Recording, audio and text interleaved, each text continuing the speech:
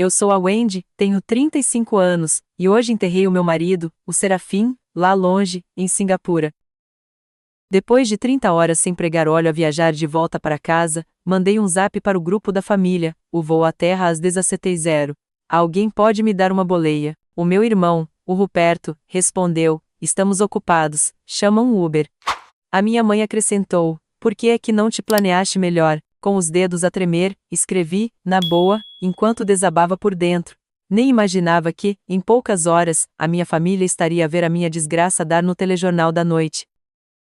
Deixe um comentário abaixo para nos contar de onde você é. Não se esqueça de se inscrever no meu canal para mais histórias.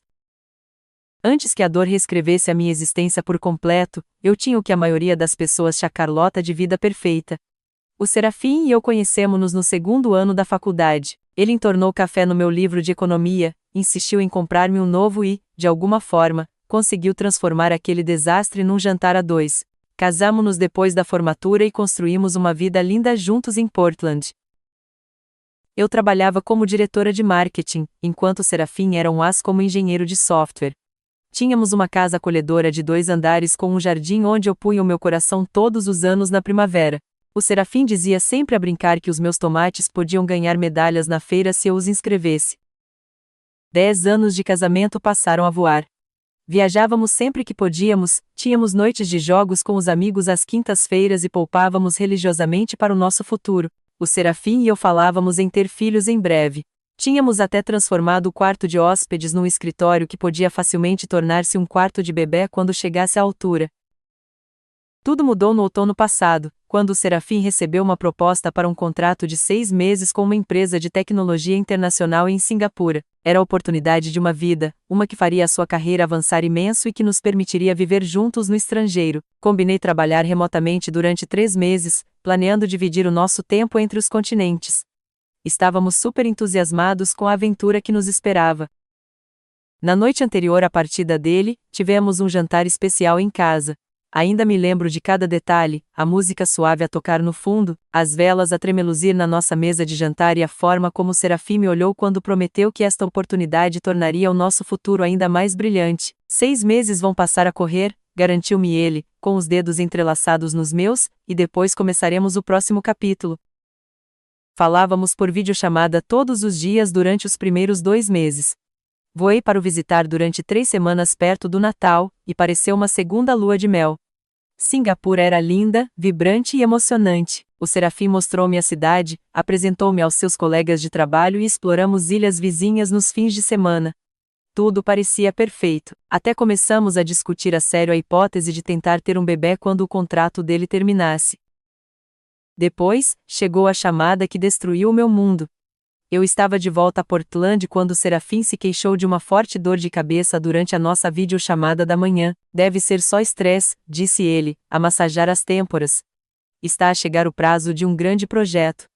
8 horas depois, o colega dele ligou do telemóvel do Serafim. O meu marido tinha desmaiado durante uma reunião e tinha sido levado a correr para o hospital. Marquei o primeiro voo disponível, mas quando cheguei, 26 horas depois, o Serafim já estava em coma. Aneurisma cerebral, explicaram os médicos. Fizeram uma cirurgia de emergência, mas os danos eram catastróficos. Durante 5 dias, sentei-me ao lado da cama do hospital, segurando a mão dele, falando com ele, rezando por um milagre que nunca chegou. O Serafim nunca mais recuperou a consciência, tinha apenas 37 anos. O pesadelo de lidar sozinha com um sistema hospitalar estrangeiro era avassalador. Cada formulário era confuso. Cada conversa era truncada através de aplicações de tradução ou de intérpretes apressados do hospital. Liguei para minha família em casa diariamente, desesperada por apoio emocional, mas as nossas conversas eram breves. Estamos a rezar por ti, disse a Meles antes de explicarem porque precisavam de desligar o telefone. A minha mãe perguntou se eu me tinha lembrado de comprar seguro de viagem. O meu irmão, o Ruperto, sugeriu que eu contratasse um serviço local para tratar das coisas para poder voltar para casa mais cedo, mas eu não podia deixar o Serafim não assim, não num país onde ele não conhecia ninguém a não ser os seus colegas de trabalho. Fiquei e tratei de tudo sozinha. A papelada da certidão de óbito demorou 3 dias inteiros e inúmeras visitas ao escritório. Organizar o enterro em Singapura, porque os custos de transporte do corpo dele para casa eram proibitivos, exigiu navegar por costumes e tradições desconhecidas. O funeral foi pequeno. Alguns dos seus colegas de trabalho, alguns expatriados com quem ele tinha feito amizade e eu. Sem família, sem amigos de longa data. Os meus pais disseram que o voo era demasiado caro em cima da hora. O meu irmão tinha obrigações de trabalho importantes. Fiquei sozinha enquanto baixavam o meu marido para a terra, a um mundo de distância de todos os que amávamos.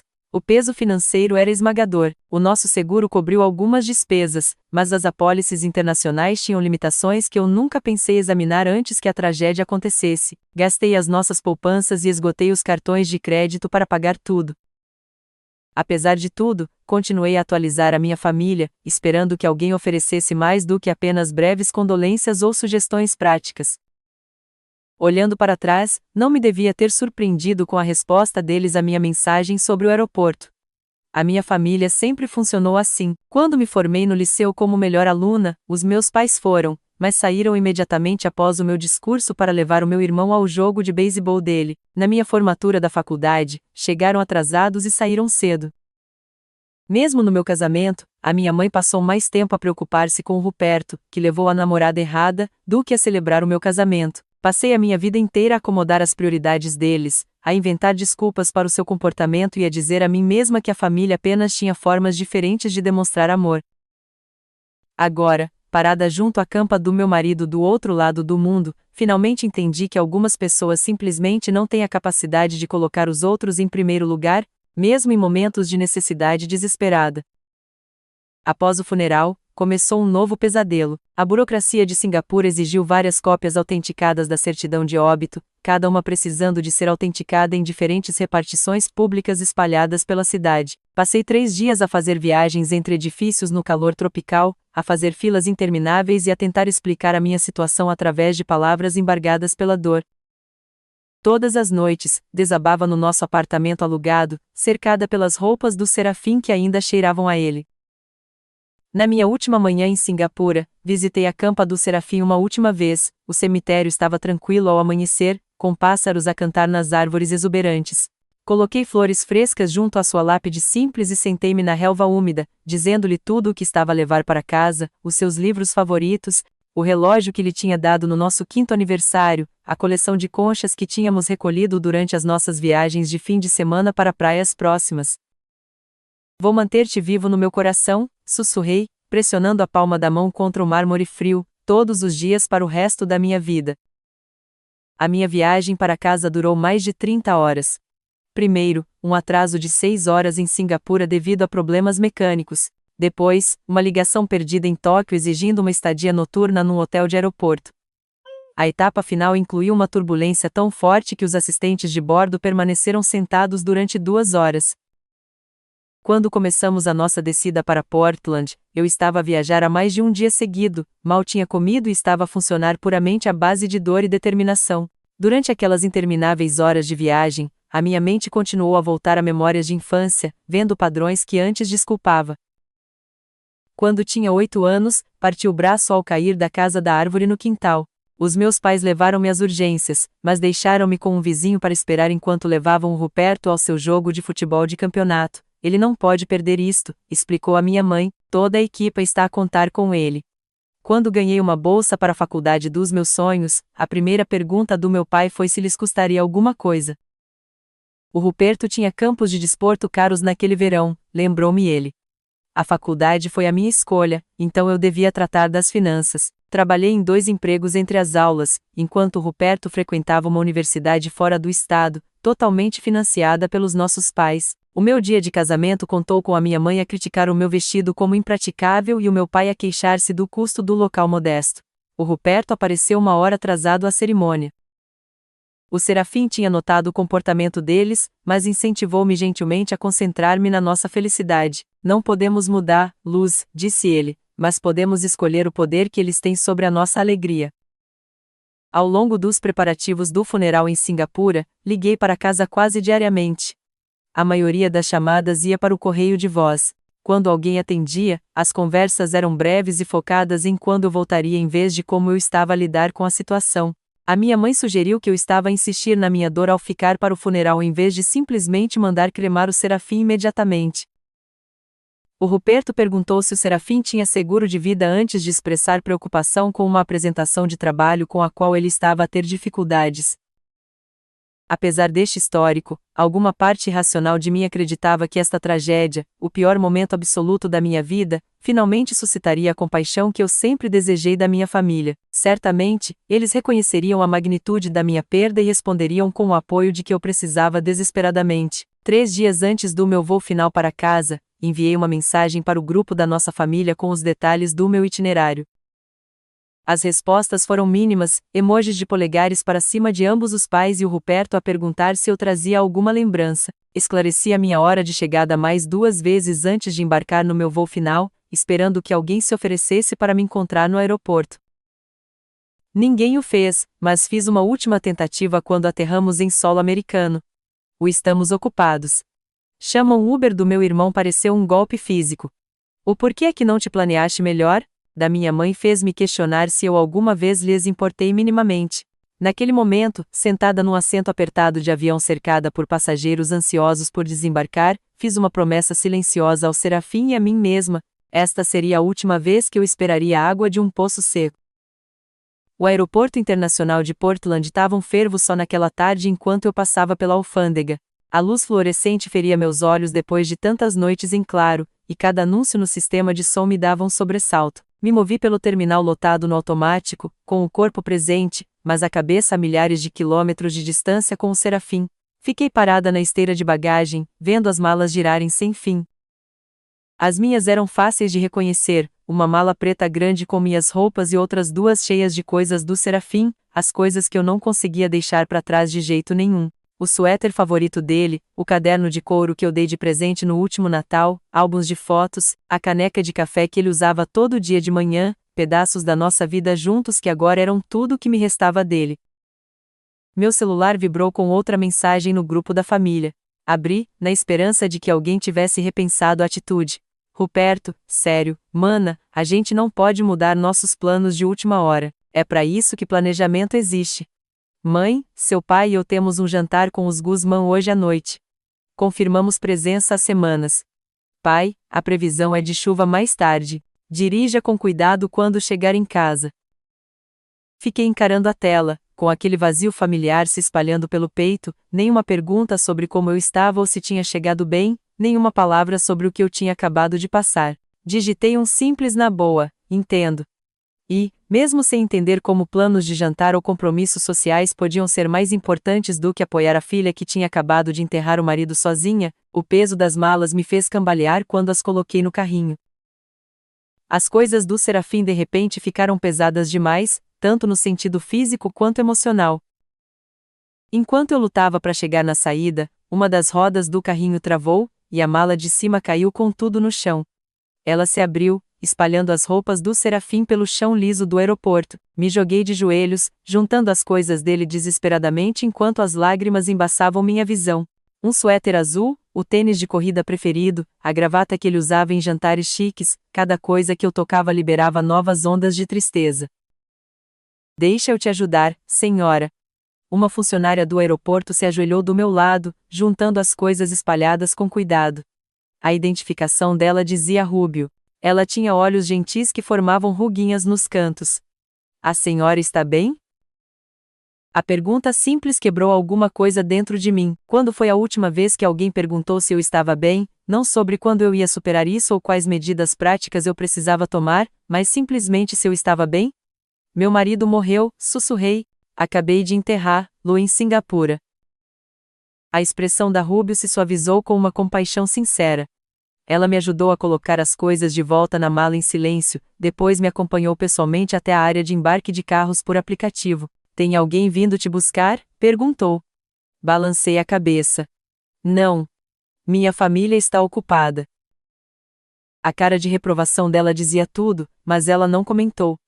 Em vez disso, esperou comigo até o carro chegar, ajudou a colocar a bagagem e apertou minha mão antes de eu entrar. Se cuida, disse ela, foi mais conforto do que minha própria família tinha me oferecido. A corrida de aplicativo custou $78 por causa do preço dinâmico do horário de pico. O motorista, um senhor mais velho chamado Cruz, puxou conversa educadamente enquanto dirigíamos no trânsito pesado. Quando perguntou sobre minha viagem, dei respostas vagas, com medo de desabar de vez se falasse a verdade em voz alta. Ele pareceu perceber meu sofrimento e ligou uma música suave, apontando de vez em quando mudanças na cidade que tinham acontecido nos últimos meses. Depois de quase 1 hora, chegamos na minha garagem. A casa parecia exatamente como eu tinha deixado, mas ao mesmo tempo completamente diferente. O Serafim nunca mais ia abrir aquela porta da frente, nunca mais ia entrar nessa garagem, nunca mais ia reclamar da árvore que entupia as calhas. O Cruz ajudou a levar minha bagagem até a varanda. Quando colocou a última mala no chão, hesitou. A senhora tem certeza de que está bem? Parece que. Bem, que precisa de alguém. Assegurei que estava tudo bem, dei uma gorjeta generosa e observei as luzes traseiras do carro sumirem na rua antes de pegar as chaves de casa. A porta se abriu revelando um interior frio e escuro. Eu tinha pedido para minha mãe ajustar o termostato antes da minha chegada. Ela aparentemente tinha esquecido.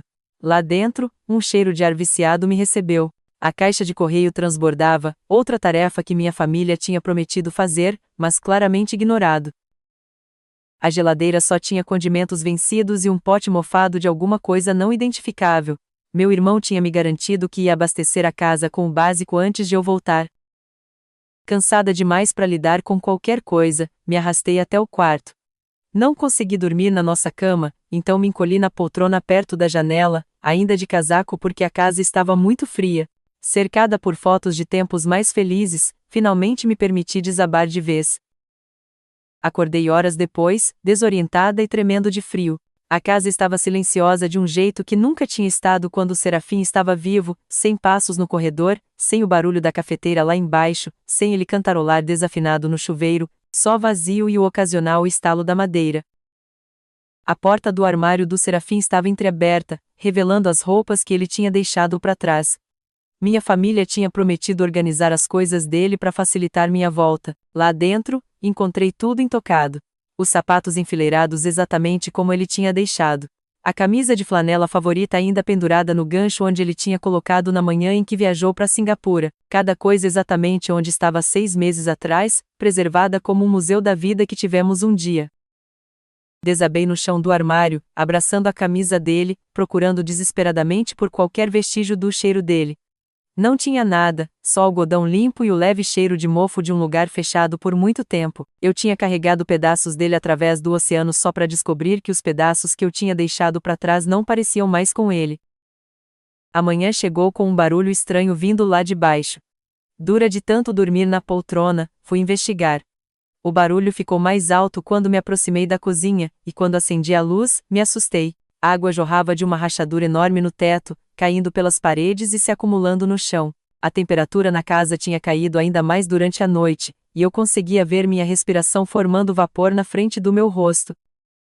Caminhei na água gelada até o armário de serviço onde ficava a válvula principal de água.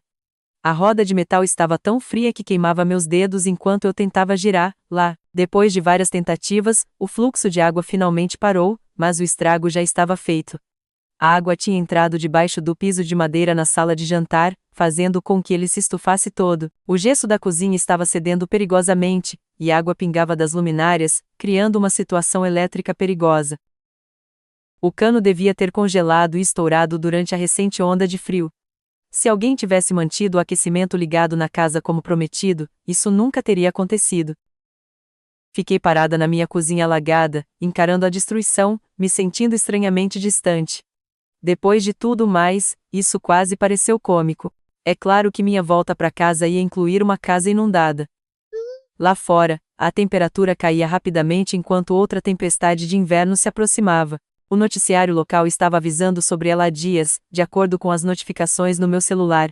Minha família devia saber da previsão quando sugeriram que eu dirigisse com cuidado. Mesmo assim, ninguém tinha se preocupado em garantir que a casa estivesse devidamente preparada para o inverno ou aquecida. Liguei para um encanador de emergência, mas me disseram que eles estavam com a agenda lotada por dias por causa de problemas semelhantes em toda a cidade. Estamos vendo para terça-feira, no mínimo, explicou a atendente com um tom de desculpa. A tempestade fez todo mundo ligar com canos estourados. Minha próxima ligação foi para meu irmão. O Ruperto atendeu no quarto toque, com a voz distraída. E aí, não posso falar agora. Tô me arrumando pro jantar com os Dávila que eu te falei. A casa tá alagada, falei sem rodeios. Um cano estourou. Tem água por todo lado, e o encanador não pode vir até terça. Que droga, respondeu Ruperto, soando mais irritado do que preocupado. Já tentou outros encanadores? Dá uma olhada no Jet Ninjas ou algo assim. Ruperto, eu acabei de voltar de enterrar meu marido. Tô viajando há mais de um dia direto. Não dá pra ficar aqui, tem água nas instalações elétricas e não tem aquecimento. Será que eu podia ficar aí até resolverem isso? O silêncio que se seguiu me disse tudo antes mesmo que ele falasse. Na verdade, hoje à noite é a pior hora possível. A Paula e eu vamos receber os Dávila, clientes que tô tentando fechar negócio há meses, e nosso quarto de hóspede está cheio de material de artesanato da Paula agora. Já ligou pra mãe e pro pai? Encerrei essa ligação e tentei meus pais em seguida. Minha mãe atendeu com desculpas imediatas. Ai, querida, você sabe que normalmente diríamos que sim, mas o clube de bridge vai se reunir aqui amanhã, e passamos o dia todo nos preparando. Além disso, as costas do seu pai andam atacadas, não podemos receber visitas agora. Que tal um hotel? Você deve ter seguro para esse tipo de coisa. A essa altura, eu não comia uma refeição decente havia mais de 24 horas. A viagem internacional, o luto e agora essa crise me deixaram fisicamente esgotada. Me sentia tonta e enjoada enquanto tentava caminhar pela cozinha alagada para achar alguma coisa para comer. A energia oscilava ameaçadoramente enquanto a tempestade lá fora se intensificava. Consegui encontrar um pacote de biscoitos amanhecidos num armário, e os comi mecanicamente enquanto estava parada na água que agora tinha encharcado meus sapatos e meias. Meus pés e mãos estavam começando a ficar dormentes de tanto frio, mas eu não conseguia me importar o suficiente para procurar roupas secas. Tudo parecia distante e sem importância. Em uma última tentativa desesperada de consertar alguma coisa, qualquer coisa, resolvi checar o quadro de luz no porão para ver se pelo menos conseguia ligar o aquecimento em uma parte da casa. A escada do porão estava escorregadia por causa da água, e me segurei firme no corrimão enquanto descia. O lugar cheirava a mofo e estava parcialmente alagado, com água batendo no meu tornozelo. Fui cambaleando em direção ao quadro de luz na parede do fundo, usando a lanterna do celular para me guiar. Quando estava alcançando a porta do quadro, meu pé escorregou no concreto molhado. Me joguei para frente, com a mão instintivamente buscando apoio na caixa de metal. Uma faísca forte de eletricidade percorreu meu braço, me jogando para trás. Minha cabeça bateu em alguma coisa dura na queda, e por um momento, tudo ficou escuro. Acordei no chão do porão, desorientada e tremendo muito. Meu braço direito latejava com a descarga elétrica, e alguma coisa quente escorria pela lateral do meu rosto. Quando toquei a têmpora, meus dedos ficaram vermelhos de sangue. A queda tinha aberto um corte bem acima da minha sobrancelha. Me levantando com dificuldade, senti uma onda de tontura me atingir. O porão parecia inclinar e girar ao meu redor enquanto eu cambaleava em direção à escada. Cada passo exigia uma concentração enorme. No meio do caminho, precisei parar e sentar, com a visão ficando turva. Quando consegui chegar ao andar de cima de novo, mal conseguia me manter consciente. Desabei no sofá da sala, sem forças para ir mais longe. A casa tinha ficado ainda mais fria, e eu não sentia mais meus dedos das mãos e dos pés. Uma parte distante da minha mente reconheceu os sintomas de hipotermia se instalando, mas não consegui reunir energia para me importar. Enquanto eu entrava e saía da consciência, um bip agudo furou a névoa no meu cérebro. O detector de monóxido de carbono estava disparando. Alguma coisa estava errada com o sistema de aquecimento, talvez danificado pela água ou com defeito por causa da tempestade. O gás tóxico estava enchendo a casa enquanto eu estava ali, incapaz de pedir ajuda. Meu celular estava na mesinha de centro, a poucos centímetros da minha mão, mas podia estar a quilômetros de distância. Meus membros se recusavam a cooperar, e a escuridão se aproximava pelas bordas da minha visão. Naqueles que eu acreditava serem meus últimos momentos de consciência, uma calma estranha tomou conta de mim. Se era assim que ia terminar, pelo menos eu estaria com o Serafim de novo. Pelo menos a dor ia acabar. A última coisa que me lembro antes de perder a consciência de vez foi o som de alguém batendo na porta da frente e uma voz gritando. Depois, nada além de escuridão. Mais tarde, descobri que Marta Manrique, minha vizinha da frente, tinha notado água jorrando por baixo da minha porta e descendo os degraus da varanda. Preocupada, ela tinha tentado ligar primeiro, depois veio checar. Quando ninguém atendeu, mas ela ouviu o alarme de monóxido de carbono tocando lá dentro, ela ligou imediatamente para o resgate. Os bombeiros arrombaram a porta e me encontraram inconsciente no sofá, a casa perigosamente fria e parcialmente alagada, com níveis de monóxido de carbono muito acima do limite de segurança. De acordo com os paramédicos que me levaram para o Portland General Hospital, eu estava sofrendo de hipotermia moderada, intoxicação por monóxido de carbono, uma concussão e os efeitos de um choque elétrico, mais algumas horas, e o resultado teria sido bem diferente, um deles teria dito para o médico do pronto-socorro. No hospital, a equipe médica agiu rápido para aumentar minha temperatura corporal e administrar oxigênio para neutralizar o monóxido de carbono no meu sistema. Limparam e deram pontos no corte na minha têmpora, monitoraram meu coração para ver se havia arritmias causadas pelo choque elétrico e fizeram testes neurológicos para avaliar a gravidade da minha concussão. Quando encontraram meu passaporte com os carimbos recentes de Singapura e notaram minha aliança de casamento, uma enfermeira gentil chamada Sandra perguntou sobre minhas circunstâncias. No meu estado semiconsciente, aparentemente contei tudo para ela: a morte do Serafim, o funeral no exterior, a resposta da minha família ao meu pedido por uma carona e a volta para uma casa fria e abandonada. Sandra documentou tudo no meu prontuário médico, preocupada com a falta de apoio que eu tinha na alta. O que nenhuma de nós sabia era que um repórter local chamado Rubio Chiao estava no hospital cobrindo os ferimentos relacionados à tempestade para o noticiário da noite. Ele ouviu um paramédico comentando meu caso na sala de descanso, a confluência bizarra de tragédias que levou uma mulher recém-viúva a ser encontrada quase morta na própria casa. O lado humano da história era irresistível demais para ignorar. Rubio entrevistou Marta, que contou que tinha me visto chegar de carro por aplicativo na tarde anterior. Ela parecia exausta, completamente esgotada. Marta disse para a câmera: eu ia dar as boas-vindas, mas com a tempestade chegando, fiquei ocupada preparando minha própria casa. Me sinto péssima agora sabendo o que ela estava passando sozinha. Ele também conversou com os paramédicos que atenderam o chamado. Um deles, visivelmente comovido com a situação, mostrou a troca de mensagens de texto que tinha visto no meu celular, que ainda estava aberto no grupo da família quando me encontraram. Uma pessoa que acabou de perder o marido pedindo para a família uma simples carona do aeroporto, e eles basicamente mandaram ela pegar um Uber. Aí ela volta para uma casa que ninguém checou. É de partir o coração. À noite, a história já tinha chegado ao noticiário local. Moradora local volta do funeral do marido no exterior e escapa por pouco de tragédia. A reportagem detalhava como eu tinha enterrado meu marido em Singapura, viajado mais de 30 horas para voltar para casa, tido apoio negado por familiares e então quase morrido por causa de uma emergência doméstica que podia ter sido evitada. As redes sociais amplificaram a história rapidamente.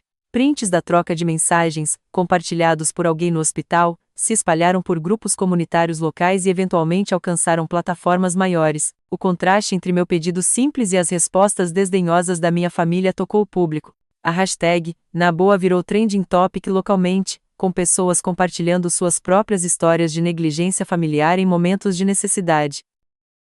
Empresas locais responderam com ofertas de ajuda. Uma empresa de encanamento se ofereceu para consertar meus canos de graça. Uma empresa de restauração ofereceu para lidar com os danos causados pela água. Uma rede de hotéis forneceu uma estadia de cortesia de 2 semanas enquanto os reparos eram feitos. A demonstração de solidariedade da comunidade foi avassaladora e inesperada. Naquela noite, enquanto o noticiário das 10 passava, com imagens de veículos de emergência na frente da minha casa, minha família viu sua conversa particular sendo transmitida para todo mundo ver. De acordo com a enfermeira da noite que estava no meu quarto quando eles chegaram, meu irmão, Ruperto, entrou primeiro, com o rosto pálido. A gente acabou de ver o noticiário, gaguejou, eles estão fazendo parecer que a gente te abandonou. Minha mãe veio atrás, já na defensiva. Isso é uma completa distorção dos fatos, disse para a enfermeira antes mesmo de falar comigo. A gente não fazia ideia de que a casa estava nessa situação. A Wendy sabe que a gente teria ajudado se soubéssemos. Meu pai ficou parado em silêncio na porta, com a expressão indecifrável. Só quando a enfermeira saiu que ele se aproximou da minha cama e perguntou baixinho: "Você vai ficar bem?" Foi a primeira pergunta sincera que algum deles tinha feito desde que o Serafim morreu. Poucos minutos depois da chegada deles, meu celular começou a tocar sem parar com ligações de parentes distantes e amigos da família que tinham visto a reportagem. Minha tia Thalia ligou diretamente para minha mãe, exigindo saber por que ninguém tinha ido ao aeroporto. O chefe do meu pai mandou uma mensagem expressando preocupação e oferecendo ajuda. A imagem de apoio familiar cuidadosamente mantida pela família estava desmoronando sob o escrutínio público. Enquanto eu entrava e saía do sono, conseguia ouvi-los no corredor do lado de fora do meu quarto discutindo em voz baixa sobre como consertar a situação. Ruperto insistia que eles precisavam se adiantar à história antes que prejudicasse sua reputação profissional. Minha mãe estava preocupada com o que o clube de bridge dela ia pensar. Meu pai sugeriu que simplesmente me mudassem para casa deles assim que eu recebesse alta para mostrar para todo mundo que eles se importavam. Em nenhuma das discussões houve remorso genuíno ou preocupação com o meu bem-estar. Era tudo sobre aparências, controle de danos e o próprio desconforto deles. Mesmo naquele momento de crise, eles não conseguiam enxergar além de si mesmos. Quando a assistente social do hospital chegou para discutir meu plano de alta, ela trouxe a notícia de que o apoio da comunidade continuava a crescer. Um grupo local de apoio ao luto tinha entrado em contato, oferecendo serviços de aconselhamento. Um serviço de entrega de comida tinha doado 2 semanas de refeições prontas. Vários vizinhos se ofereceram para ajudar com as tarefas domésticas durante minha recuperação. Você tem opções, garantiu a assistente social. Não precisa ir com sua família se não for o que você quer. Foi a primeira vez que alguém reconheceu que eu tinha uma escolha, que eu não era obrigada a aceitar ajuda envolta em obrigação e interesse próprio só porque vinha de parentes de sangue. Enquanto minha família pairava ansiosamente, esperando para colocar em prática seu plano de controle de danos, fechei os olhos e pensei no Serafim. Ele sempre me incentivou a me defender com minha família. Seu valor não é determinado pela capacidade deles de enxergá-lo, ele dizia. Agora, deitada em uma cama de hospital depois de quase morrer sozinha na nossa casa, finalmente entendi o que ele queria dizer. Pela manhã, meu estado já tinha estabilizado o suficiente para eu ficar consciente por mais tempo. O quarto do hospital parecia pequeno com a presença da minha família. Eles tinham feito turnos durante a noite, garantindo que alguém estivesse sempre visível ao lado da minha cama, principalmente quando a equipe do hospital entrava no quarto. A atuação era impecável, mas completamente vazia. Ruperto estava sentado mexendo no celular, olhando de vez em quando para perguntar se eu precisava de alguma coisa, e voltando para aparentemente controlar os danos nas redes sociais. Minha mãe arrumava e desarrumava os poucos objetos na minha mesa de cabeceira, preenchendo o silêncio com comentários sobre como essa situação toda foi completamente exagerada. Meu pai ficou parado perto da janela, suspirando de vez em quando e checando o relógio. Quando o Dr. Chant entrou para falar sobre meu estado e o plano de alta, minha mãe se transformou imediatamente, com a voz suavizando enquanto tocava meu braço. Estamos tão gratos que ela está bem. Vamos levá-la para casa conosco. É claro, nossa família fica unida em momentos difíceis. O médico assentiu profissionalmente enquanto revisava meu prontuário. A Sarah Henderson passou por um trauma significativo, tanto físico quanto emocional. A recuperação dela vai exigir descanso, nutrição adequada, um ambiente acolhedor e um mínimo de estresse. Ele olhou diretamente para mim, não para minha mãe, enquanto falava. Que sistema de apoio você tem em vigor, Wendy? Antes que eu pudesse responder, Ruperto se meteu. Ela tem a gente. Somos a família dela. Houve só um mal-entendido sobre o horário de chegada dela ontem, que a mídia distorceu completamente. O Dr. Chant manteve sua postura profissional. Entendo. E terá alguém disponível para ficar com ela continuamente nas próximas 48 horas. A concussão exige monitoramento, e ela não deve ser deixada sozinha. É claro, minha mãe respondeu suavemente. Já preparamos o quarto de hóspedes. Posso reorganizar minha agenda para ficar em casa. Uma enfermeira chamada Char entrou com meus remédios e uma bandeja de café da manhã.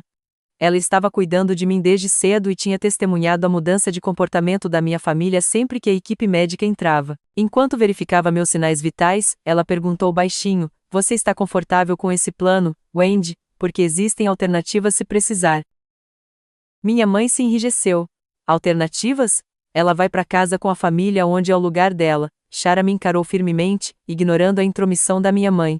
A escolha é sua, disse simplesmente. Naquele momento, alguma coisa mudou dentro de mim.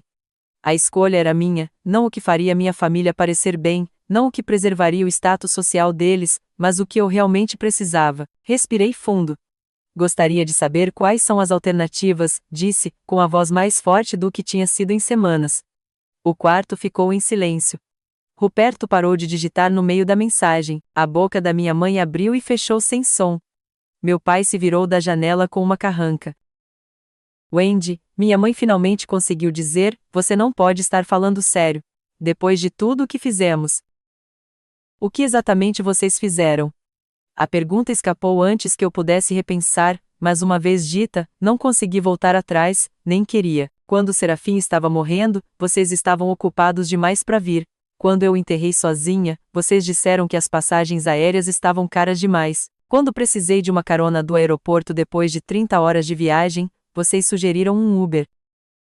Quando liguei sobre o cano estourado, vocês priorizaram o clube de bridge e jantares de negócios. Minha voz permaneceu calma, factual, em vez de acusatória. Então, por favor, me digam o que vocês fizeram que lhes dá o direito de controlar minha recuperação agora que as pessoas estão assistindo. Ruperto se levantou abruptamente. Isso é completamente injusto.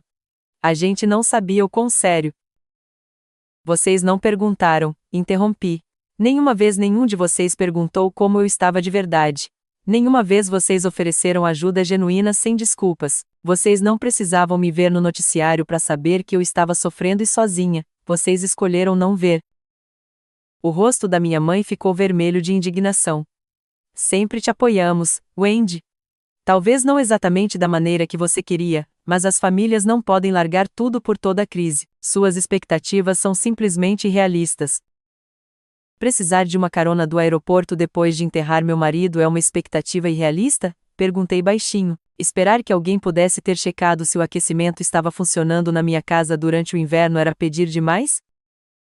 Somos pessoas ocupadas, insistiu Ruperto. Não podemos ser obrigados a lembrar de cada detalhe. Cada detalhe, repeti, deixando as palavras pairarem no ar, como saber se sua irmã recém-viúva pode congelar até a morte na própria casa. Meu pai finalmente falou, com a voz baixa. Wendy, entendemos que você está chateada. O luto pode fazer as pessoas dizerem coisas que não querem dizer. Quando você estiver pensando com mais clareza. Estou pensando com mais clareza do que em anos, interrompi. Pela primeira vez, vejo a dinâmica da nossa família sem inventar desculpas para ela. Vejo que passei a vida inteira aceitando migalhas de atenção e me convencendo de que era um banquete. Shara tinha permanecido no quarto, arrumando meus remédios em silêncio. A presença dela de alguma forma me deu forças para continuar. Não odeio vocês, disse, olhando para cada um deles por vez. Não culpo vocês por serem quem são. Mas não vou mais fingir que vocês podem me dar o que preciso agora, ou que dariam mesmo se pudessem. Então, o que você está dizendo? Minha mãe exigiu. Você prefere ficar com estranhos do que com sua própria família? Estou dizendo que escolho priorizar minha cura em vez de manter a imagem da nossa família. Escolho me cercar de apoio genuíno em vez de obrigação disfarçada de cuidado. A assistente social, Sierra, entrou com uma pasta de informações. Minha família ficou em silêncio, ciente de como uma discussão contínua poderia parecer. A Sierra explicou os recursos comunitários que tinham sido organizados, uma estadia de 2 semanas no Riverview Hotel enquanto minha casa era consertada, serviços de entrega de comida, transporte para consultas médicas e conexão com um grupo de apoio ao luto que se reunia 2 vezes por semana. Vários vizinhos também se ofereceram para checar regularmente, acrescentou, e a empresa de restauração que está trabalhando na sua casa se ofereceu para instalar um sistema de segurança com monitoramento remoto para evitar futuras emergências. O contraste entre essa demonstração de solidariedade de estranhos e o apoio relutante e preocupado com a imagem da minha família não podia ser maior. Enquanto minha família encarava em silêncio atordoada, aceitei as providências apresentadas pela Sierra. Isso é ridículo, Ruperto finalmente explodiu. Você está escolhendo pessoas aleatórias em vez do seu próprio sangue. Olhei para o meu irmão, realmente olhei para ele, talvez pela primeira vez. Estou escolhendo gentileza em vez de obrigação. Estou escolhendo me valorizar o suficiente para aceitar ajuda que vem sem condições ou ressentimento. Minha mãe pegou a bolsa, com os movimentos rígidos de indignação. Quando você cair em si, estaremos esperando. Mas não espere que a gente largue tudo de novo quando decidir que precisa de nós. É exatamente esse o meu ponto, respondi suavemente. Nunca pude esperar isso, e agora não vou mais. Enquanto eles saíam do quarto, meu pai hesitou brevemente na porta. Por um momento, achei que ele ia dizer alguma coisa significativa, alguma coisa que reconhecesse a verdade do que tinha acontecido. Em vez disso, ele simplesmente assentiu uma vez antes de seguir minha mãe e meu irmão. Shara se aproximou da minha cama depois que eles saíram.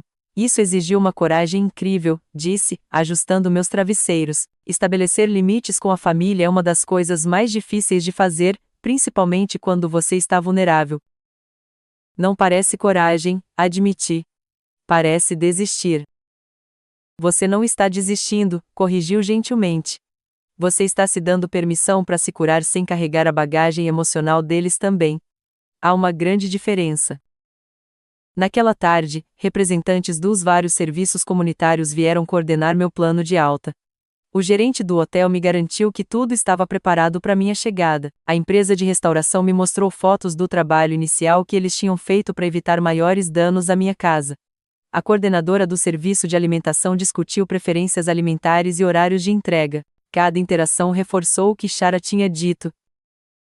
Não se tratava de rejeitar a família, tratava-se de aceitar ajuda genuína sem ter que merecer, lá ou pedir desculpas por precisar dela. Tratava-se de reconhecer que, às vezes, a família em que nascemos não pode fornecer o que precisamos, e isso não é uma falha nossa.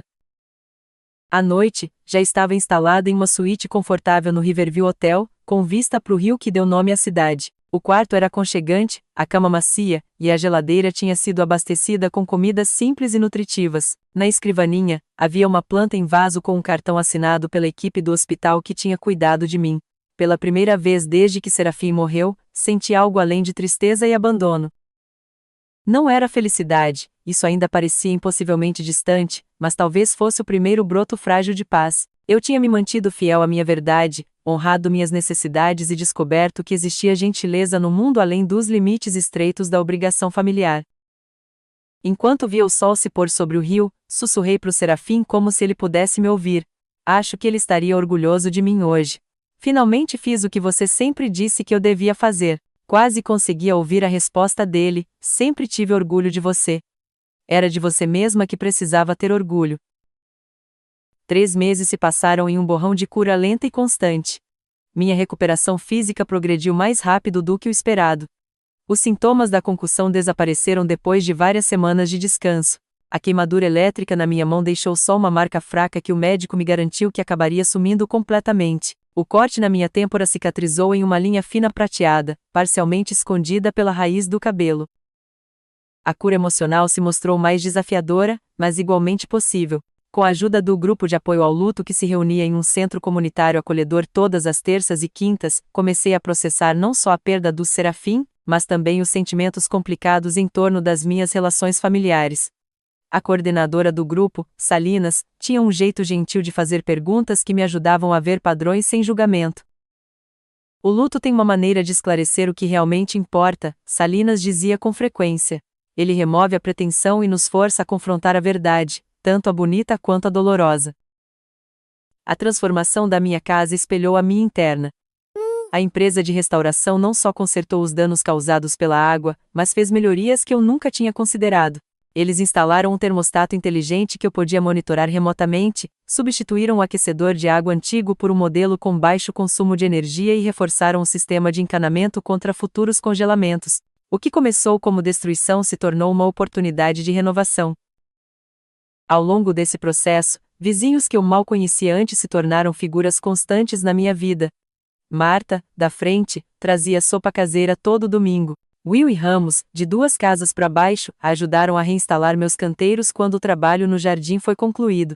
Carlota, uma professora aposentada do fim da rua, simplesmente sentava comigo em dias difíceis quando palavras eram desnecessárias, mas a presença era essencial. Minha família manteve uma distância cuidadosa.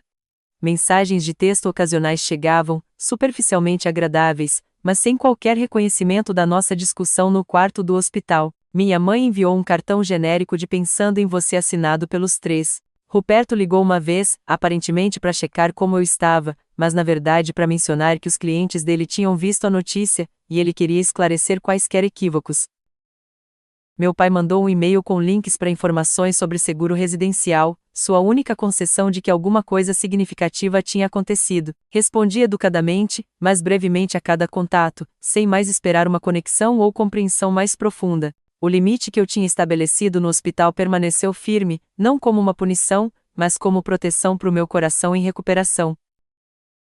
Eu não podia me dar ao luxo de esgotar meus limitados recursos emocionais em relacionamentos que consistentemente tomavam mais do que davam. 6 meses após a morte do Serafim, estabeleci a Bolsa de Estudos Serafim Henderson Memorial para Educação Internacional na nossa faculdade. Usando os fundos do seguro de vida que finalmente tinham sido processados, criei uma doação que ajudaria os alunos a estudar no exterior com sistemas de apoio de emergência em vigor. A bolsa cobria especificamente viagens de emergência para familiares e fundos de contingência para situações inesperadas, exatamente o que tinha me faltado quando a crise aconteceu do outro lado do mundo. Trabalhar nos detalhes da bolsa me deu um propósito durante as horas mais sombrias do luto. Cada provisão que eu incluí refletia uma lição aprendida através da experiência dolorosa. Cada salvaguarda representava uma dificuldade que futuros alunos e suas famílias poderiam ser poupados. Serafim sempre valorizou a educação e a oportunidade. Isso parecia a maneira perfeita de honrar sua memória enquanto transformava minha dor em algo significativo. No que teria sido nosso 11º aniversário de casamento, organizei um pequeno encontro na minha casa reconstruída para anunciar a primeira bolsista. Amigos próximos que tinham me apoiado em tudo se juntaram à celebração, junto com novos amigos feitos durante minha jornada de recuperação. Minha família recebeu convites, mas enviou seus pêsames, citando compromissos anteriores. Enquanto eu apresentava o certificado da bolsa para Valeria, uma aluna brilhante do 3º ano planejando estudar no Japão, senti a presença do Serafim mais fortemente do que tinha desde a morte dele, não como um fantasma ou visitação sobrenatural, mas como o impacto duradouro do amor que tínhamos compartilhado. A influência dele permaneceu em como eu abordava os desafios, na minha capacidade de resiliência e na minha habilidade de criar significado a partir do sofrimento. Essa bolsa existe por causa de um grande amor e uma perda profunda, disse a pequena plateia reunida na minha sala de estar, mas também por causa de uma lição inesperada, que a família pode ser encontrada nos lugares mais surpreendentes, formada não necessariamente por sangue, mas por quem aparece quando aparecer importa mais. Na semana seguinte, recebi uma carta do meu pai, uma carta escrita à mão de verdade, algo que eu nunca tinha recebido dele antes. Ao contrário das comunicações superficiais dos meses anteriores, essa continha algo raro, reflexão. Tenho pensado sobre o que aconteceu depois que você voltou de Singapura, escreveu ele. Enquanto sua mãe e seu irmão talvez nunca vejam com clareza, quero que saiba que reconheço nossa falha, não só nas questões práticas de caronas do aeroporto e manutenção da casa, mas na obrigação mais profunda de fornecer conforto durante suas horas mais sombrias. Não tenho desculpas a oferecer, só um reconhecimento tardio e insuficiente. O homem com quem você se casou estaria orgulhoso da mulher que você se tornou na ausência dele. Talvez um dia, se você estiver disposta, possamos encontrar um caminho a seguir, não como éramos, mas como poderíamos ser. Não respondi imediatamente. A carta exigia contemplação, não reação. Discuti com minha terapeuta, que tinha me ajudado a lidar com o luto e a dinâmica familiar por vários meses. O que você quer de um relacionamento com seu pai? Ela perguntou. Não o que você acha que deveria querer ou o que pode fazer-lo se sentir melhor, mas o que realmente serviria ao seu bem-estar. A pergunta ficou comigo por dias. Eventualmente, escrevi de volta com limites e expectativas claramente estabelecidos. Expressei disposição para almoços ocasionais, só nós dois, com o entendimento de que esses encontros eram exploratórios, não obrigatórios. Eu não voltaria a encontros familiares ou celebrações de feriados no futuro imediato. Qualquer relacionamento dali para frente seria baseado em respeito mútuo e conexão genuína, não atuação ou obrigação. Para minha surpresa, ele concordou com esses termos sem discutir. Nosso primeiro almoço foi estranho, mas civilizado. O segundo, um pouco menos. No terceiro, tínhamos encontrado um ritmo cuidadoso de conversa que reconhecia nossa história sem ser definida por ela. Não era o vínculo próximo de pai e filha que alguns podem invejar, mas era autêntico de uma maneira que nosso relacionamento anterior nunca tinha sido. Meu irmão e minha mãe mantiveram sua distância, ocasionalmente mandando cartões de feriado ou presentes impessoais, mas nunca abordando as questões fundamentais que tinham levado ao nosso afastamento. Aceitei isso como escolha deles e foquei minha energia em relacionamentos que nutrissem em vez de me esgotar. Um ano após a morte do Serafim, fiquei sozinha no aeroporto esperando um voo que me levaria de volta para Singapura para visitar seu túmulo no aniversário. Enquanto via a família se reunirem ao meu redor, os abraços, as conversas animadas, a alegria genuína da reconexão, senti uma mistura complexa de emoções.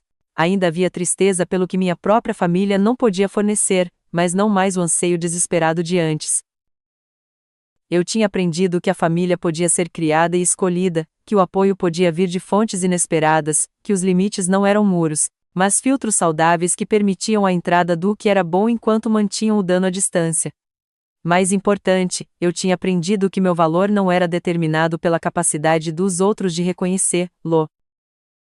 Enquanto embarcava no avião, pensei em como essa jornada parecia diferente da minha viagem de volta um ano atrás. Naquela época, eu tinha sido despedaçada pela dor e pelo abandono, desesperada por conexão e apoio que nunca vieram. Agora, carregava comigo uma comunidade de cuidado que existia independentemente da proximidade física, pessoas que tinham aparecido quando importava mais, pessoas que continuavam aparecendo dia após dia de maneiras grandes e pequenas. A maior lição daquele retorno terrível não era sobre os fracassos da minha família ou as consequências dolorosas que se seguiram. Era sobre a notável capacidade dos seres humanos de dar um passo à frente e reservar um espaço para a dor uns dos outros, sobre o poder curativo de ser verdadeiramente visto nos seus momentos mais sombrios, sobre a família que criamos quando aquela em que nascemos não pode atender às nossas necessidades. Se você já se sentiu abandonado quando mais precisava de apoio, saiba que não está sozinho. Seu valor não é determinado pela capacidade dos outros de reconhecê-lo. Às vezes, as pessoas que esperamos que estejam lá para nós simplesmente não podem fornecer o que precisamos devido às suas próprias limitações, não à nossa falta de valor. O desafio é permanecer aberto a fontes inesperadas de cuidado e conexão, mesmo quando a experiência anterior faz com que essa abertura pareça perigosa. Que fontes inesperadas de apoio você descobriu durante momentos difíceis? Você já foi surpreendido pela gentileza de estranhos quando aqueles mais próximos não puderam fornecer o que você precisava? Compartilhe suas experiências nos comentários abaixo, e se essa história ressoou com você, curta, inscreva-se e compartilhe para ajudar outros que possam estar se sentindo sozinhos em suas lutas. Lembre-se de que sua história importa, seus limites são válidos, e a cura é sempre possível, às vezes de maneiras que nunca poderíamos ter imaginado. Obrigado por fazer parte dessa jornada comigo.